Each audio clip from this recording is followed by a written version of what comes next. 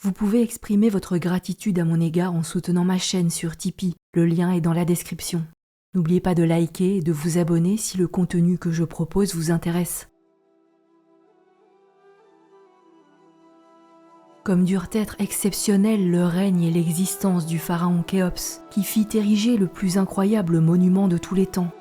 Combien de textes doivent narrer la grandeur de cet homme hors du commun, aux ambitions folles et au génie créateur incomparable. Eh bien non, détrompez-vous, Khéops était en réalité un monarque sans importance, qui laissa peu de traces dans l'histoire, et dont les textes l'associant à l'édification de la pyramide qui porte aujourd'hui mensongèrement son nom sont inexistants. Je commence mes recherches, comme beaucoup de gens, on ne va pas se mentir, en scrutant la page Wikipédia du pharaon Khéops. Là, je remarque avec étonnement que cette page est étonnamment peu fournie et vide d'informations, que les informations qu'on y trouve sont exprimées au conditionnel et que l'auteur ou les contributeurs affirment dès la 3e ligne que les autres aspects de son règne sont peu documentés. Ce texte nous apprend que Khéops était le 2e pharaon de la 4e dynastie de l'Ancien Empire, et qu'il aurait régné aux alentours de 2600 avant notre ère. Cela fait beaucoup d'incertitudes en une seule phrase pour très peu d'informations concrètes.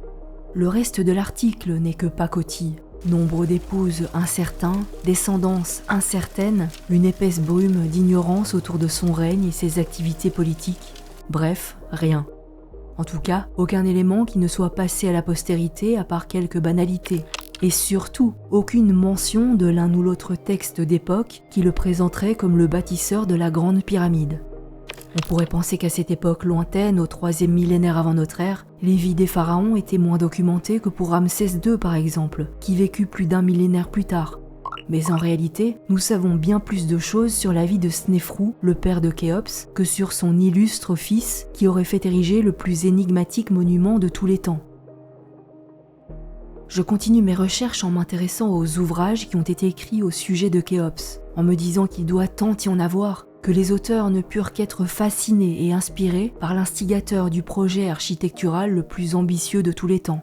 Déconvenu, très peu de livres en français en tout cas, et un désintérêt total des universitaires qui ne publient rien ou presque à son sujet. Je continue mes recherches sur Perseus Digital Library, seulement 2 articles, Projet Gutenberg, 0, Gallica et Academia.edu, un certain nombre, tous ou presque parlant de la pyramide de Khéops et non du pharaon en lui-même. J'obtiens quelques informations dans le livre L'Égypte des pharaons, aux éditions Belin.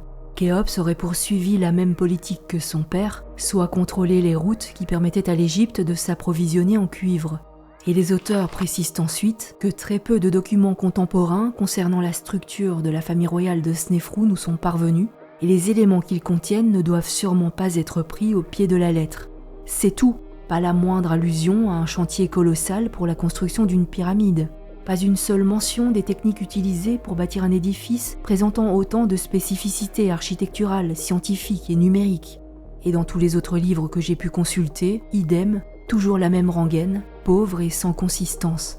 Tout laisse à penser que Khéops était en réalité un monarque insignifiant, qui laissa peu de traces dans l'histoire et aucun texte, aucune inscription concernant la réalisation qu'on lui attribue, la grande pyramide de Gizeh.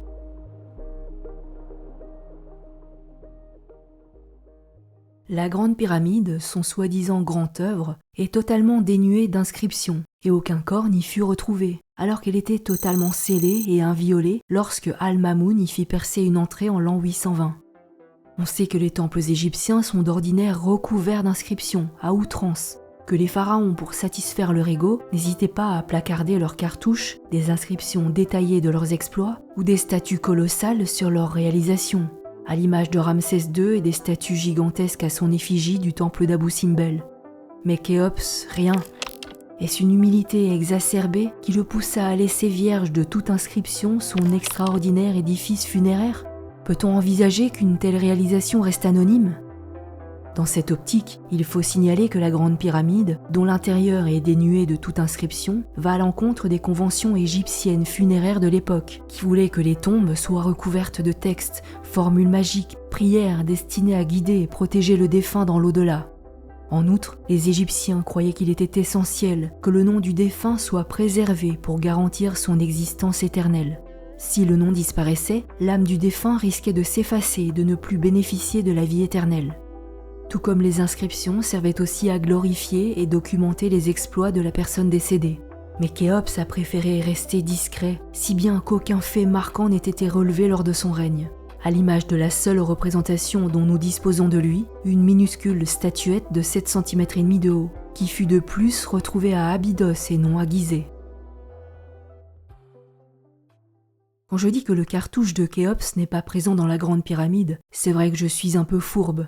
En 1837, Howard Vyse a fait la découverte de graffitis ou marques de carrière représentant le dit cartouche dans une des chambres de décharge qui se situe au-dessus de la chambre du roi, un endroit quasiment inaccessible qui semble peu probable pour avoir été le lieu choisi pour garder le nom du pharaon à la postérité, surtout réalisé de manière aussi médiocre.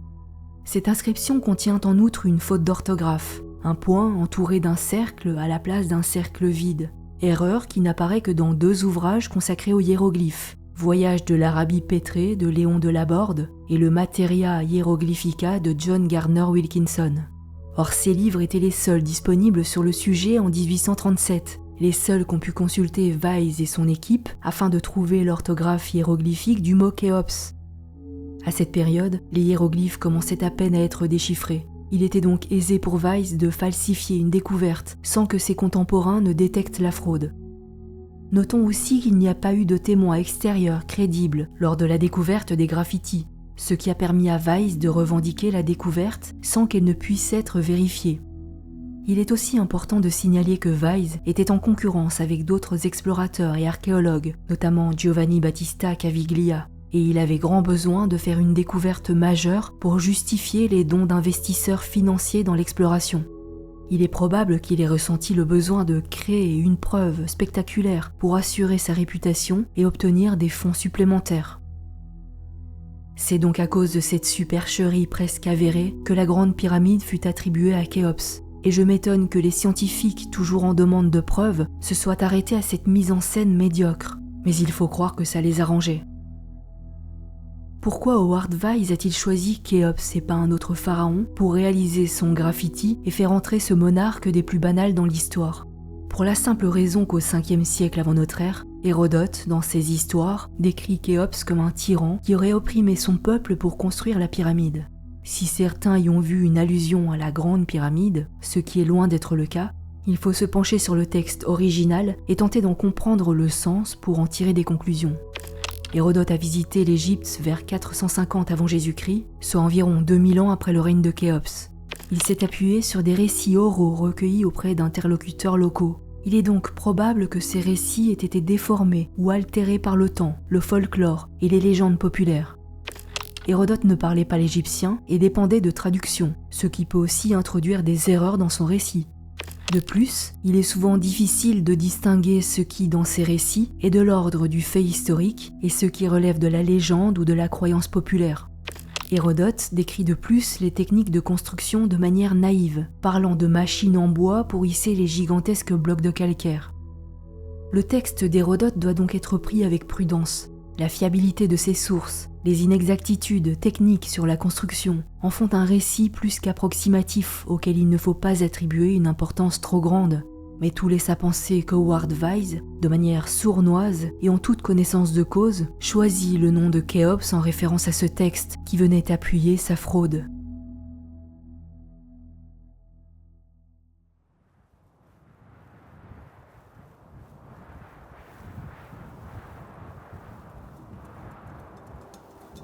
L'historien copte du Xe siècle Massoudi, s'appuyant sur la tradition copte, affirmait dans son abrégé des merveilles que le bâtisseur de la Grande Pyramide était le roi Souride, qui 300 ans avant le déluge, et à la suite d'un rêve terrifiant de fin du monde, aurait ordonné la construction des édifices du plateau de Gizeh, afin qu'ils puissent abriter tout le savoir antédiluvien et qu'ils survivent jusqu'à nos jours.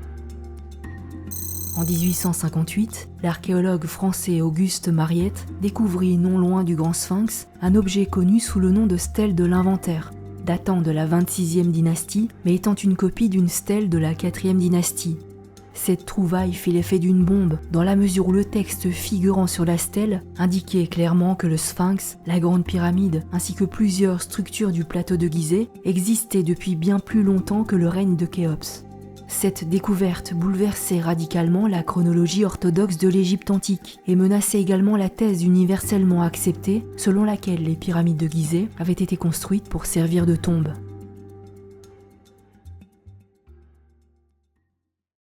Récemment, certains médias ont fait leur gros titre sur un papyrus qui dévoilerait les secrets de construction de la pyramide dite de Khéops. Ces anciens documents, aujourd'hui connus sous le nom de papyrus de la mer Rouge, qui contiennent le journal de Merer, ont été découverts par Pierre Tallet en 2013. Ils sont aujourd'hui traduits et édités. Les papyrus détaillent les activités quotidiennes de l'équipe de Merer, principalement liées au transport de matériaux.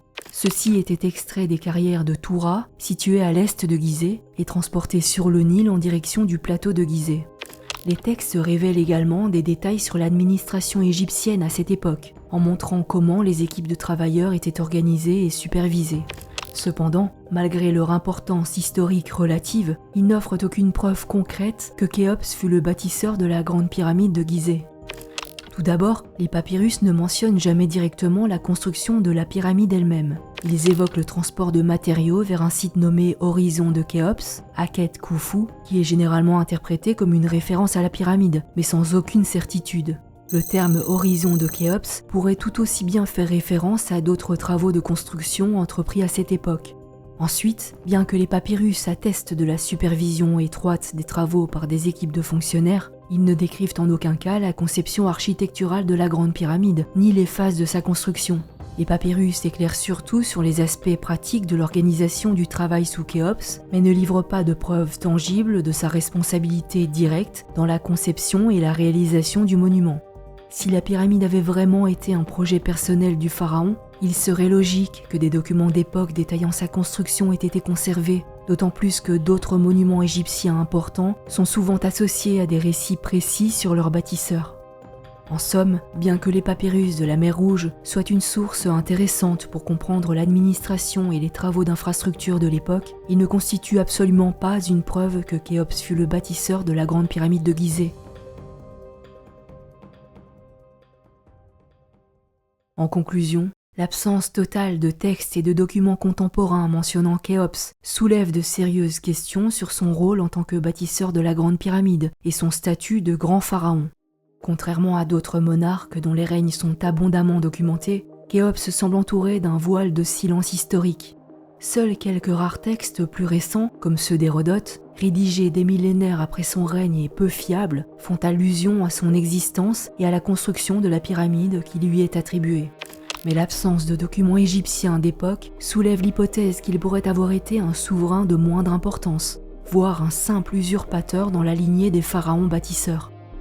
Le fait que la Grande Pyramide ne présente aucun texte, aucune inscription majeure indiquant que Khéops en est l'initiateur est plus qu'étonnant.